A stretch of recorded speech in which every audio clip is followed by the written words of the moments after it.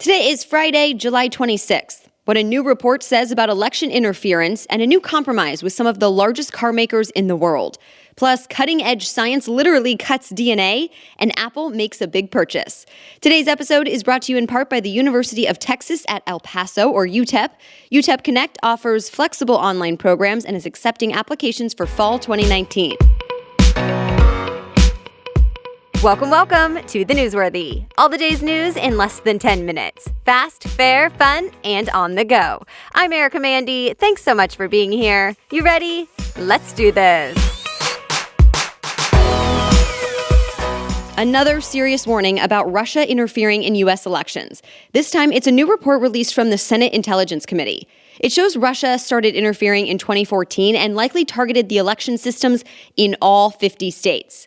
So what's being done about it now? It's not completely clear. The New York Times reports some key recommendations were blacked out in that report. U.S. intelligence agencies apparently don't want that info public. And it seems Congress can't agree on how to act. The AP reports the House passed a bill to send more money for election security, but the Senate is not on board.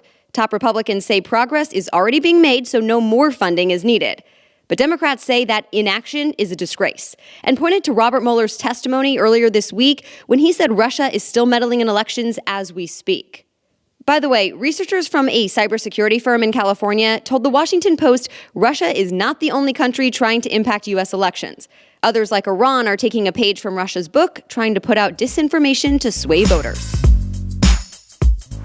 For the first time in more than 15 years, the federal government will start using the death penalty again. NBC News reports federal execution stopped in 2003 because of legal challenges about the drugs used for the procedure. Until now, a 3-drug cocktail was used for lethal injection. But Attorney General William Barr says the federal government will now use a single drug instead, and he's okayed executions to start up again. In fact, he told the Bureau of Prisons to schedule executions for 5 death row inmates convicted of murdering children, and it's set for December and January. Barr says resuming the death penalty will help the government seek justice against the, quote, worst criminals. And the AP reports President Trump is on board. He thinks it's an appropriate punishment for some crimes, including mass shootings and killing police officers. But not everyone is for this. CNN reports critics worry about the financial costs and wrongful convictions. The death penalty is legal in 30 states, but executions on the federal level are rare. 4 of the world's largest car makers just made a climate compromise with the state of California to make more fuel-efficient cars. The more miles the cars get per gallon, the less greenhouse gas pollution they emit into the atmosphere. So Reuters reports Ford, Volkswagen, Honda, and BMW have agreed with California to make cars that average about 51 miles per gallon by the year 2026. That's a bit less strict than the rules put in place by former President Obama, but much more strict than the plan the Trump administration is working on. The Hill reports President Trump wants to lower the gas mileage requirement to just 37 miles per gallon, saying it'll keep cars affordable. But California and several other states want to keep the stricter laws already in place, saying it's about climate and clean air. As for the car makers, they say it's about consistency. Even though Trump's plan would lower regulations on the companies, they say they made the deal because it's more important to have a clear set of rules all across the country. Some critics call it a PR stunt. And at this point, Reuters reports the deal is voluntary, not legally binding. So there's mixed reactions from environmental groups.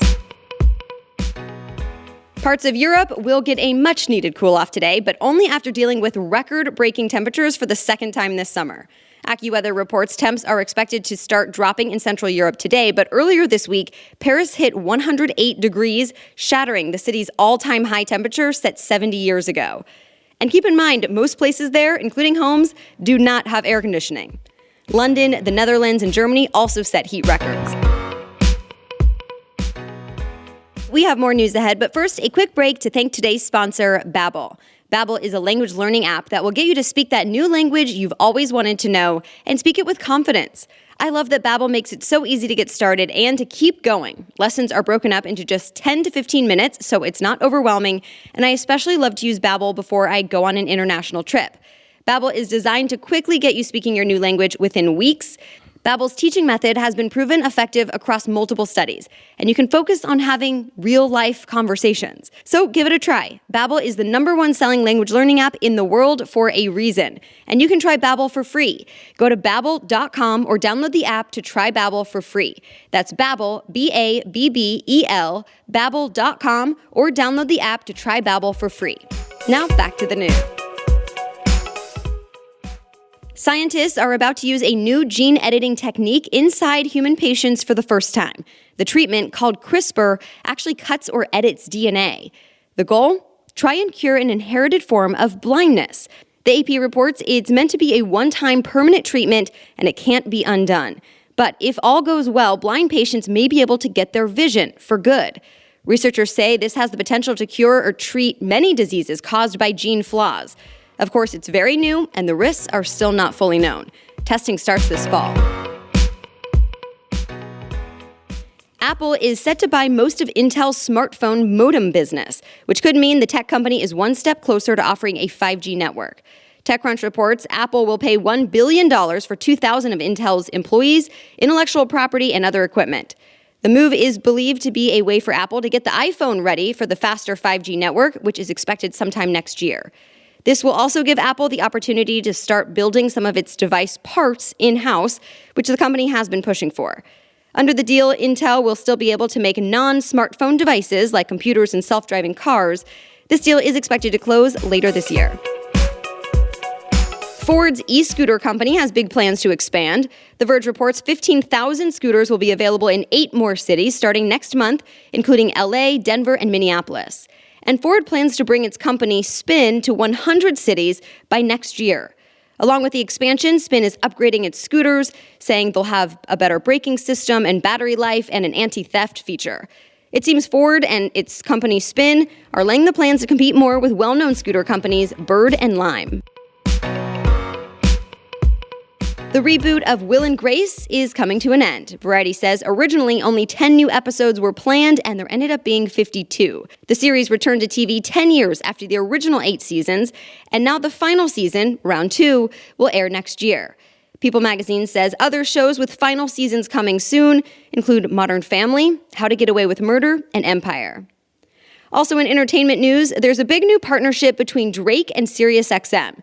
Billboard says SiriusXM, which also now owns Pandora, will create a radio station dedicated just to the rapper and his curated music.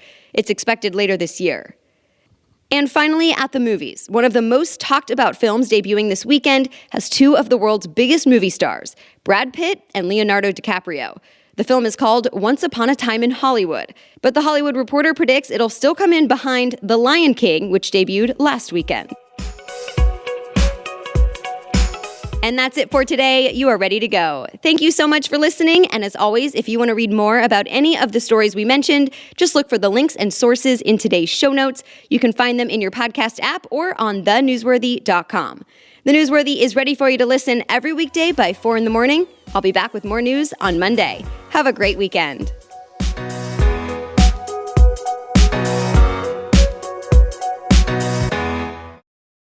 Hey, it's Erica here. A quick reminder that today's episode is brought to you in part by the University of Texas at El Paso, or UTEP. UTEP is part of the country's largest university system, the University of Texas system, and it has a suite of fully online degree programs known as UTEP Connect, created to make sure they remove as many barriers as possible from getting a degree. Great for the person who thought getting a degree was unreachable due to a job or kids or other obligations. Well, UTEP makes it possible. UTEP is accepting applications for fall 2019 right now. Go to utepconnect.utep.edu or call 1-800-684-UTEP for more information. That's utepconnect.utep.edu.